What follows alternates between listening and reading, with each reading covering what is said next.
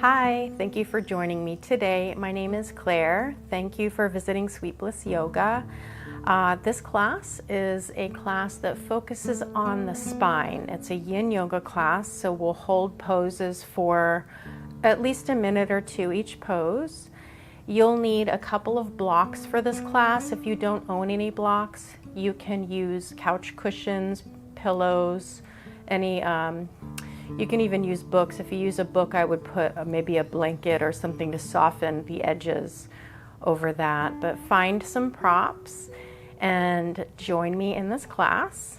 I also wanted to mention, I've mentioned in a couple of previous videos that I am working on a course for yoga for chronic pain and fibromyalgia. It's a head-to-toe yoga program to help with managing chronic pain in the different areas of our bodies, so keep an eye out for that. And with that being said, let's get started with today's class. We'll start this class with a side stretch, which will also get into the neck. So I'm going to bring my blocks closer to me so that I can use them if it feels right today. Placing your left shin in front of the right in a seated position. We're going to lean over to the side. So depending on how stiff you are, I'm pretty stiff today.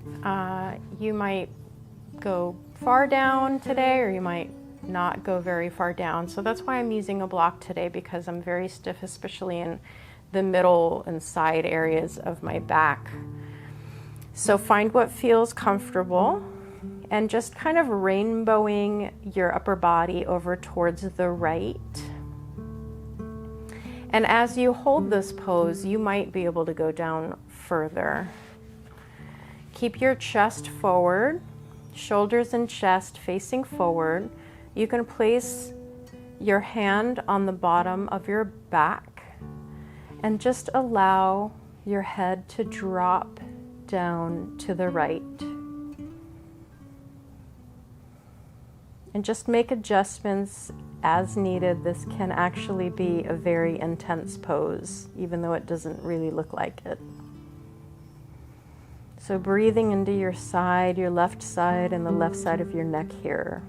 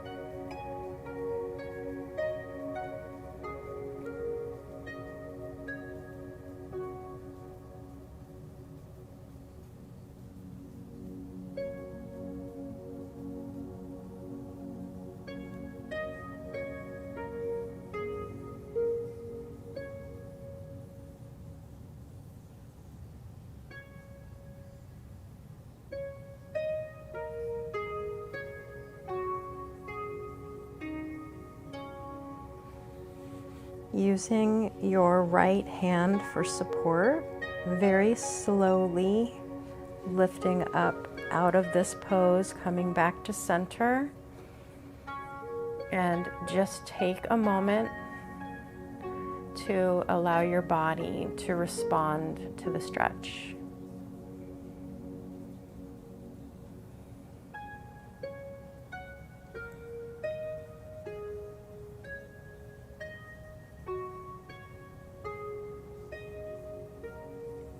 And when you're ready, we'll make our way to the other side. So if you're using a prop, place it on your left side. Shift your feet, your legs, so that your right shin is in front of the left.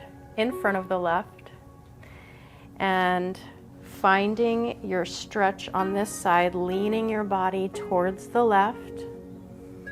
You can place your right hand on your low back to keep your chest open and facing forward, and allow your head to fall down to the left.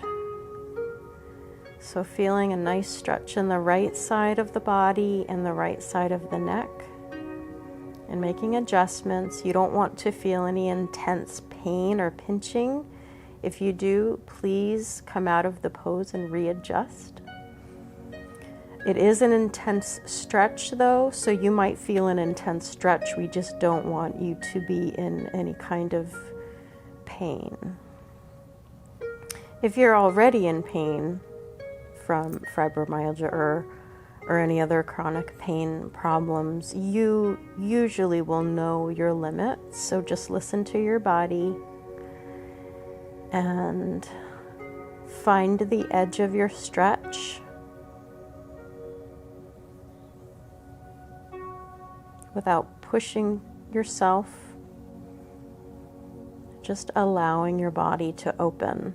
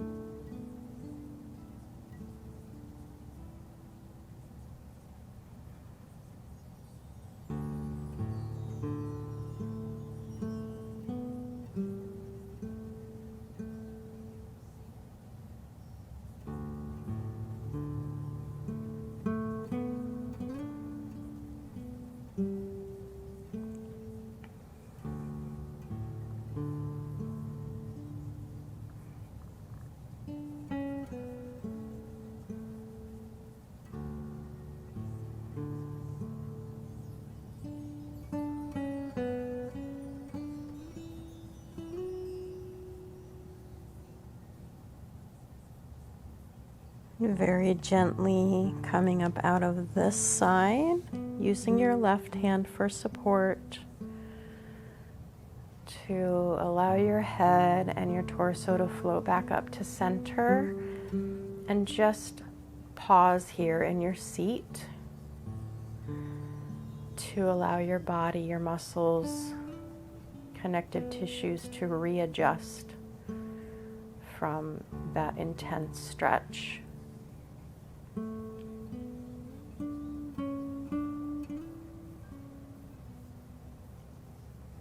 And now we'll make our way to a caterpillar pose. So taking your legs straight out in front of you. I am going to use at least one block, maybe two, for this pose today, because as I said, I'm very stiff, especially in my spine, my neck, and my back areas. So you can bend your knees if you need to, or try to keep them soft. And we're just allowing our upper body to fold. I only need the one block, it turns out. So I'm resting my forehead on the block that I placed in between my knees. So find what feels right for your body today. And then just allow your body to sink into it.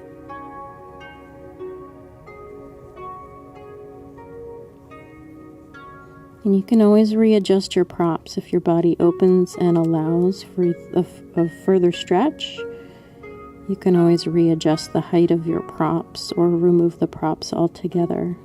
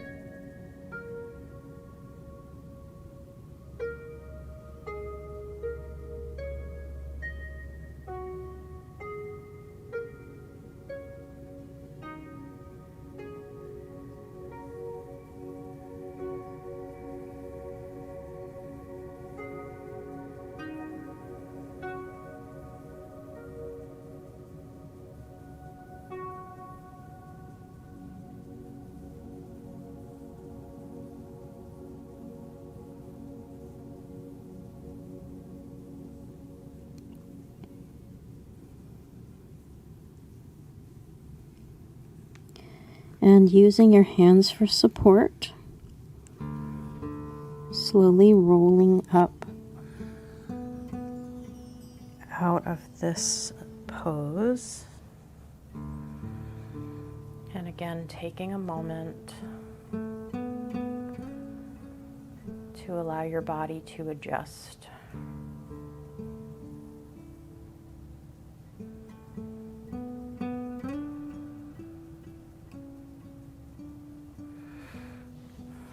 And now we'll make our way onto hands and knees. We'll do a thread the needle pose on each side. So taking your hips over your knees, shoulders over the wrists, and threading the right arm underneath the left.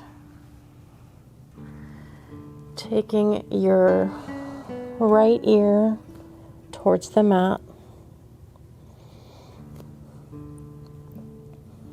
You can use the left hand for support or to press into the mat slightly. Find the depth of the twist that feels comfortable for you to hold.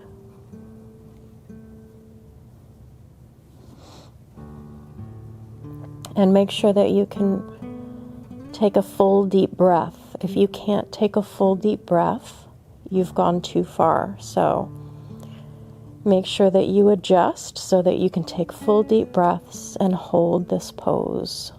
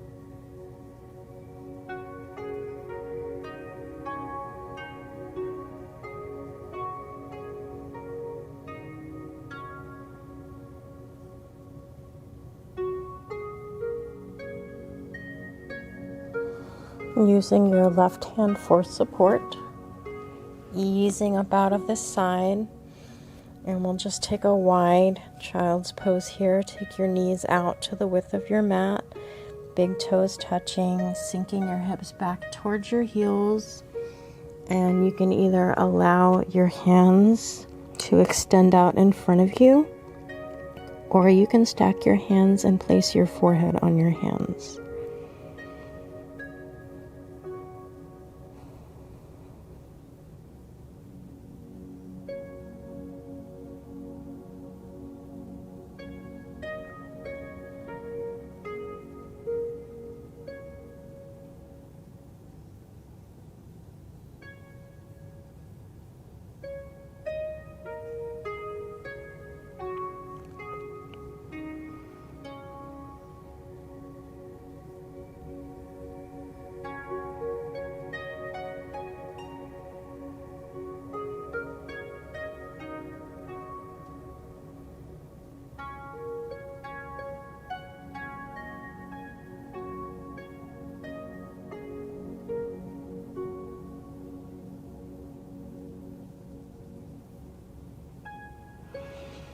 And making your way back up to hands and knees, we'll thread the needle on the other side.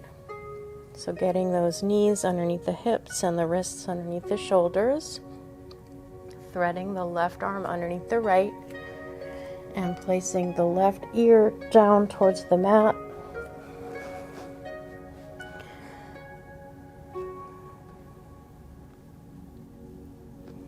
Making sure that you can breathe. And again, you can use, on this side, you can use your right hand for support.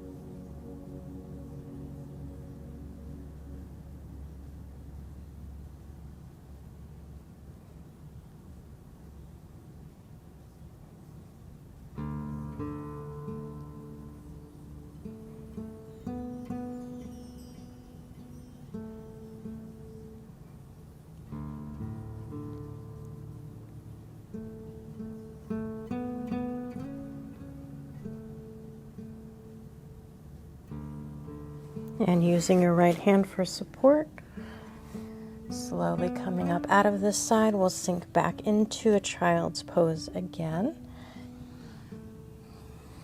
Just to take a moment, allowing the body to adjust.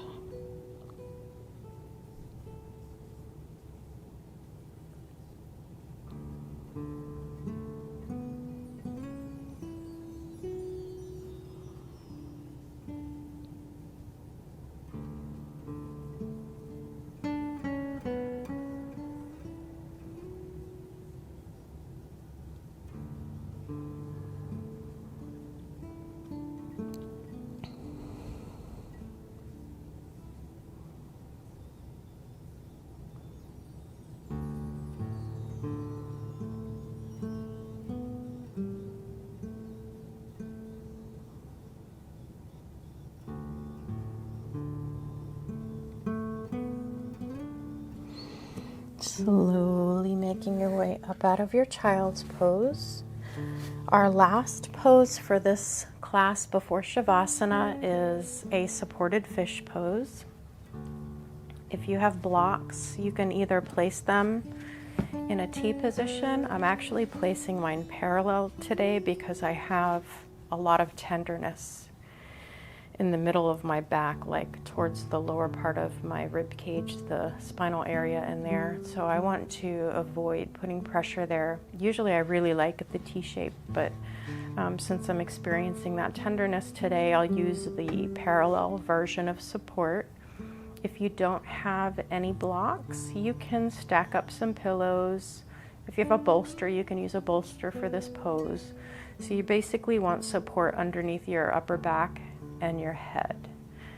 So making our way onto our backs, I am placing my block, my first block, underneath my shoulder blades,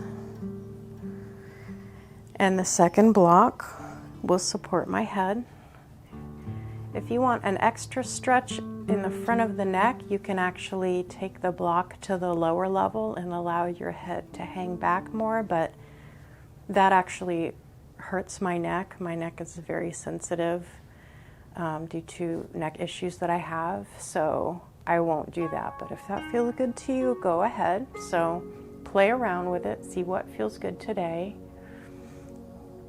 And you can either extend your legs out, play with the width. Sometimes if you have some back pain, if you keep your feet wider, it might help. You can keep your knees bent if you like.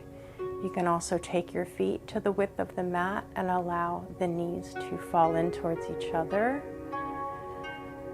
So see what feels good today. I'm going to stay here in this position because my back has been pretty finicky. This feels good, so I'm going to stay here. You can take your arms out wide or up overhead or down along your sides. And take a moment to find what position feels right today, and then just breathe into it.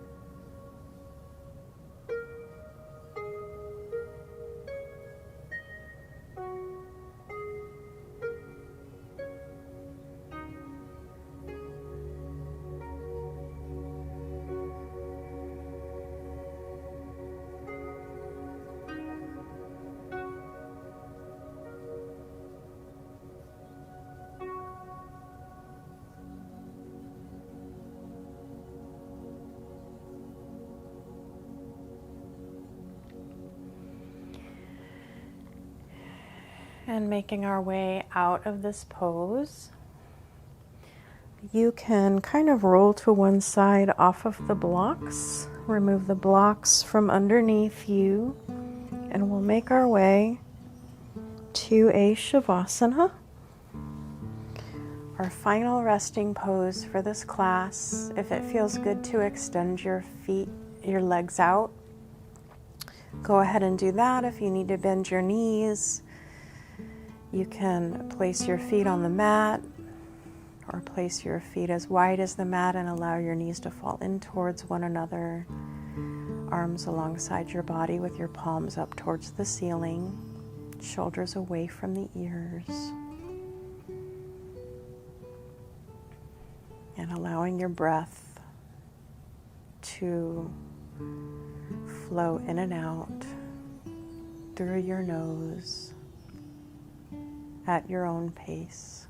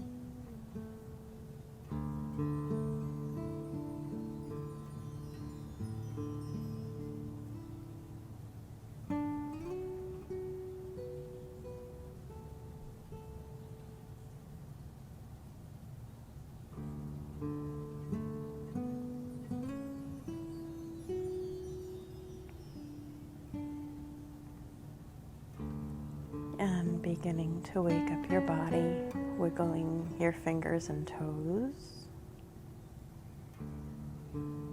moving your hands and your feet, bending your knees, rolling over to one side, and slowly coming up to a seat.